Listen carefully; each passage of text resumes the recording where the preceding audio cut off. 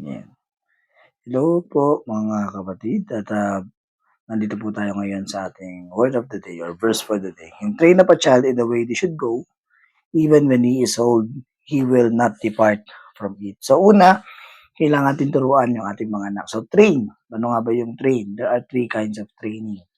No, yung kanilang, una, yung kanilang nakikita, okay, sa ugali ng kanilang mga magulang. Ano yung nakikita nila sa loob ng bahay. Pangalawa, ano yung itinuturo ninyo tinuturo natin sa loob ng tahanan.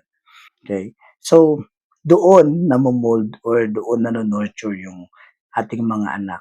At sa paglaki nila, yun din ang kanilang alam na gagawin din.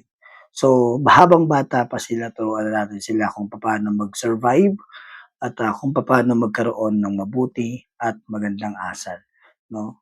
At salamat po. At sabi niya doon, he will not depart from it. Hindi niya makakalimutan yung mga itinuturo natin.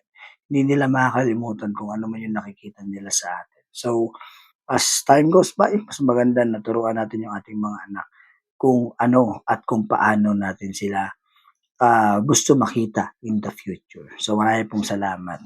Thank you and God bless po sa lahat.